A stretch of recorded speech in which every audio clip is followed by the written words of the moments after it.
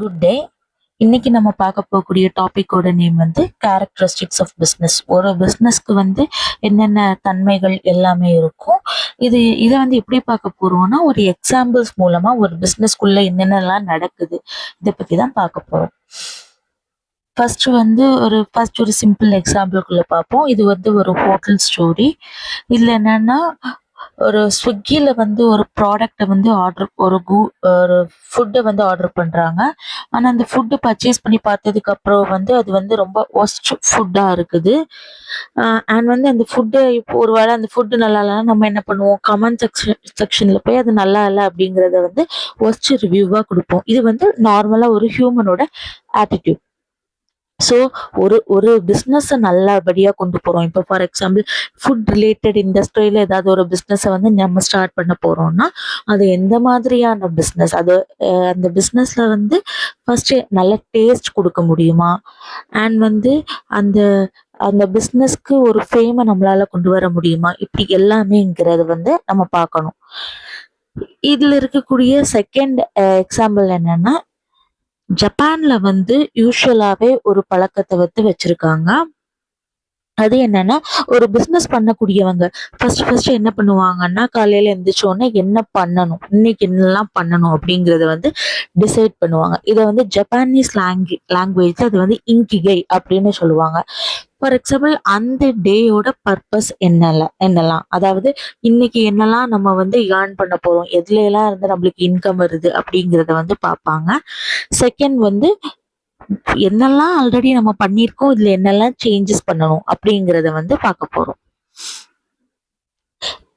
For example, morning எந்திரிச்சோனோ பிளான்ஸை watering பண்ணணும். இல்லை நீங்க இதுக்கு முன்னாடி பிஸ்னஸே பண்ணது இல்லைன்னா இன்னும் என்ன பிஸ்னஸ் பண்ணலாங்கிறத யோசிக்கிறதுமே கூட ஒரு பிஸ்னஸ் என்ஹான்ஸ்மெண்ட் ஐடியா தான்.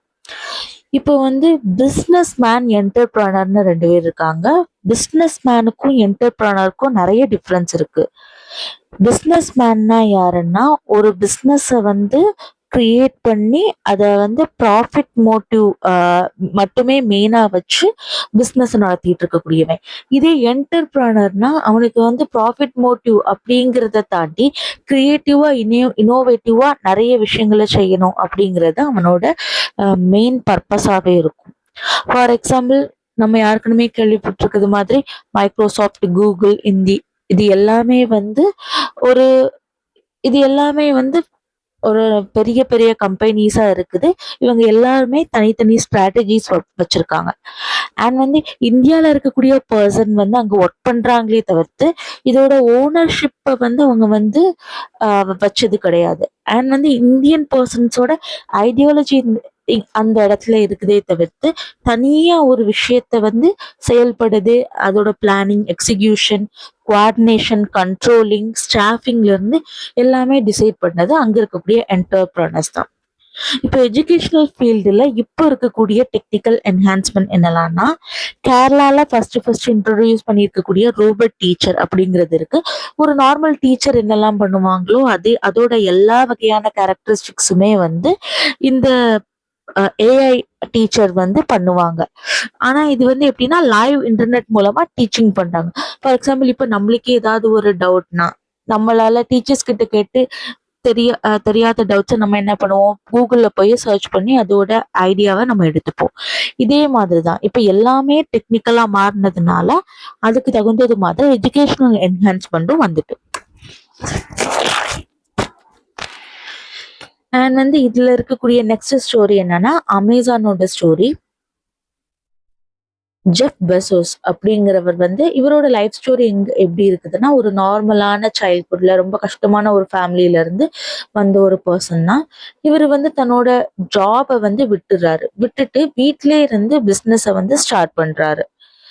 ஸோ A to Z இருந்து எல்லா வகையான ப்ராடக்டையும் ப்ரொடியூஸ் பண்ணி செல் பண்ணி அந்த செல்லிங் மூலமா ஏர்ன் பண்றது இவரோட வேலையே.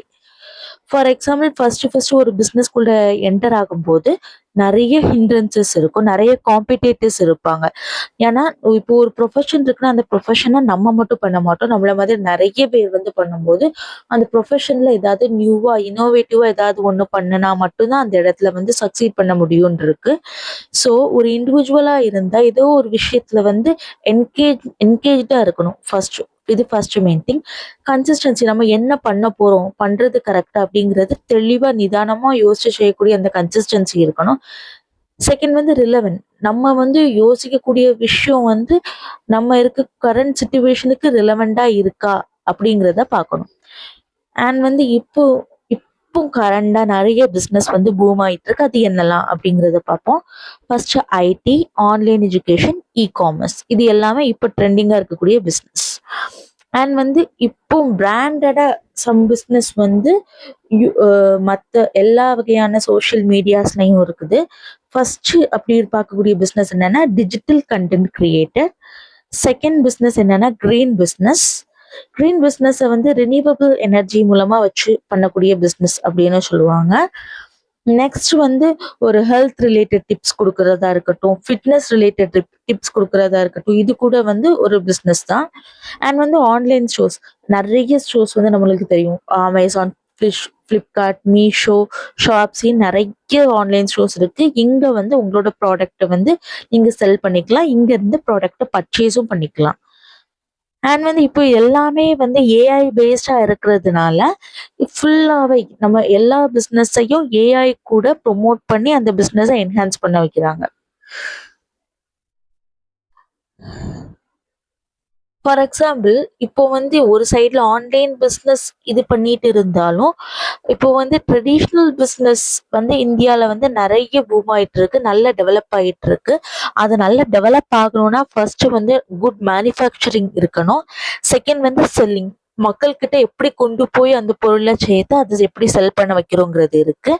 அண்ட் வந்து பொருளை வந்து ஒரே ஒரு இடத்துல மட்டும் வித்துட்டு இருக்கிறத விட்டுட்டு நிறைய வேரியஸ் டிஸ்ட்ரிக்ட்ல வித்து அது மூலமா ப்ராஃபிட்டை ஏர்ன் பண்ணுது. இப்போ பொருளை சும்மா போய் நம்ம விற்க முடியாது. நம்ம பொருளை வந்து விற்கணும்னா அதுக்கு வந்து மார்க்கெட்டிங், ஒரு நல்ல அட்வர்டைஸ்மெண்ட் இருக்கணும். அதுக்கு ஒரு அட்வர்டைசிங் பிளாட்ஃபார்மா வந்து நம்ம கண்டுபிடிக்கணும்.